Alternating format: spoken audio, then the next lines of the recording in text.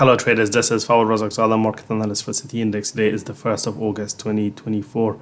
So the equity markets have dropped across the board following the big gains we saw in the previous day. Today we've had some really weak economic pointers from the US, as I show you the economic calendar here. In particular, it was the ISM manufacturing PMI that looked like it triggered the selling. But we also had the unemployment claims coming in weaker than expected, among a few other economic pointers, all coming in ahead of the jobs report tomorrow, which is expected to print 176k. But that figure now looks a little bit optimistic, given the weaker than expected pre-NFP leading indicators that we've seen. The weakness in data has caused bond yields to slump, which hasn't really helped equity indices or metals prices for that matter.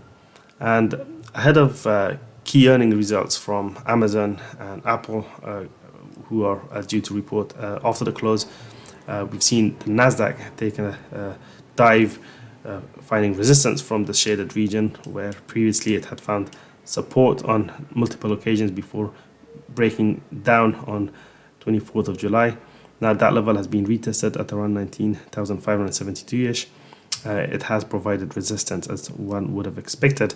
In any case, the long-term trend is still bullish, and right now the index is testing this area of potential support, which could hold heading into those earnings results. So watch this area closely, because if it doesn't hold as support by the close of play, then that could potentially pave the way for more losses in the days ahead, especially if this bullish trend line breaks as well.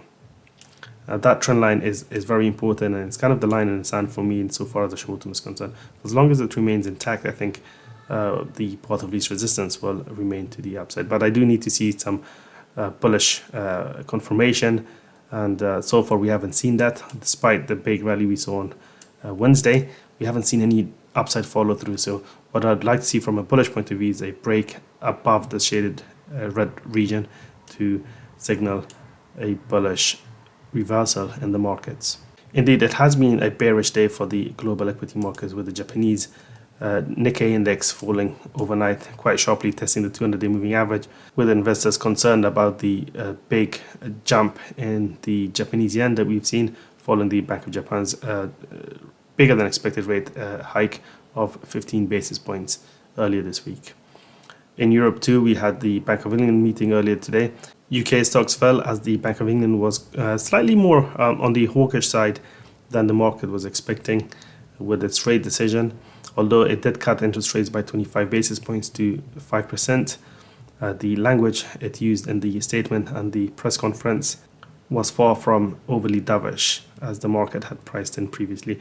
Nevertheless, the bullish trend for the FTSE remains intact, and this area is key because this area was previously resistance. We broke through it earlier this year, and that level has been, or that area I should say, has been tested on a number of occasions, and so far we've held above it.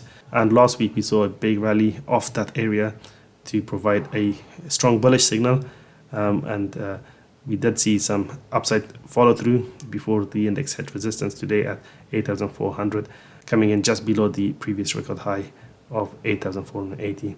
So we're not that far from the record highs, which means that the path of least resistance on the FTSE remains to the upside. Now, for more market insights, make sure to check out the news and analysis section at cityindex.com. I'll see you in the next video. Take care.